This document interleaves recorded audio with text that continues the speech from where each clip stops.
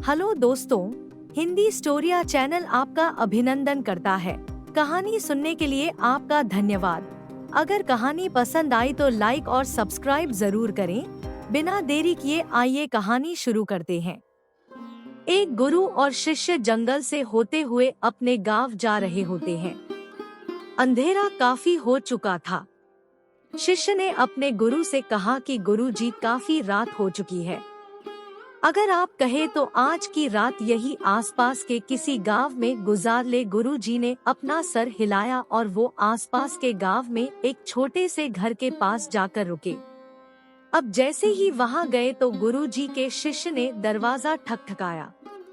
उस घर से एक गरीब आदमी बाहर आया तो गुरुजी ने बोला, हम अपने गांव जा रहे थे, लेकिन काफी रात होने के वजह से हमने इसी गांव में रुकने को सोचा। क्या हम आज रात आपके यहाँ रुक सकते हैं? गरीब आदमी बोला, हाँ क्यों नहीं, आप दोनों अंदर आ जाइए। अब जैसे ही गुरुजी अंदर गए उन्होंने देखा कि उस आदमी के घर में बहुत ज्यादा गरीबी थी। गुरुजी ने उससे पूछा कि आप काम क्या करते हो? वह गरीब आदमी बोला कि मेरे पास बहुत सारी जमीन है। तो गुरुजी ने बोला, अगर तुम्हारे पास बहुत सारी जमीन है तो इस तरह से क्यों रह रहे हो? वह आदमी बोला, यह जमीन किसी काम की नहीं है। गांव वाले बोलते हैं कि ये जमीन बंजर है, यहाँ पर कुछ भी नहीं उगाई जा सकती है और वहाँ फसल उगाना बहुत बड़ी बेवकूफी है। गुरुजी ने बोला कि तुम्हारा गुजारा कैसे होता है? उसने बोला कि मेरे पास एक भैंस है जिससे मेरा पूरा घर चलता है।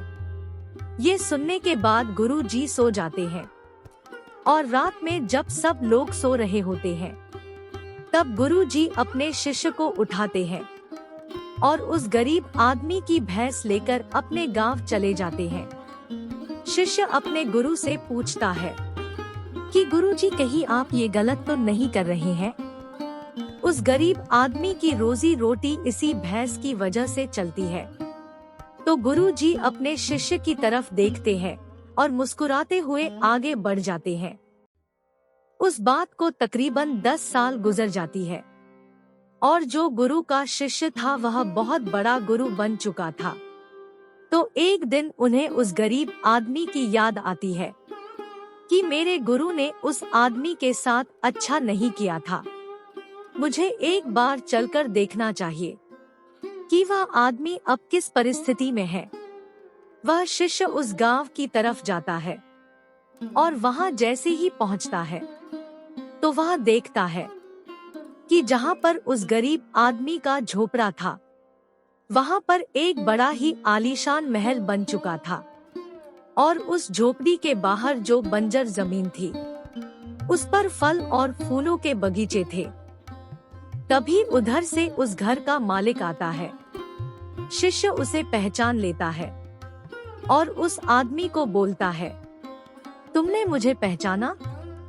मैं अपने गुरुजी के साथ आया था, हमने एक रात के लिए आपके यहाँ रुके भी थे। वह आदमी उसे पहचान लेता है और बोलता है कि उस रात में आप कहाँ चले गए थे और उस रात के बाद ही मेरी भैंस कहीं चली गई थी। मेरे पास कोई रास्ता नहीं था तो मैंने अपने जमीन पर मेहनत की और फसल निकल आई और आज मैं इस गांव का सबसे बड़ा और सबसे अमीर आदमी बन चुका हूँ। ये सुनने के बाद शिष्य के आंखों में अपने गुरुजी के लिए आंसू आ गए और उसे ये बात अब समझ आई और वो रोने लगा। इस कहानी से हमें ये सीख मिलती है कि गुरुजी ने अपने शिष्य को दिखाया कि कर्म की महत्वपूर्णता, समझदारी और विनम्रता हमें सफलता के पास ले जाती है। उसने अपने आत्मा से बाहर देखकर उस गरीब आदमी की मदद की, जिससे न केवल उसकी जीवन शैली सुधारी बल्कि उसने अपने कर्म से खुद को बेहतर व्यक्ति साबित किया।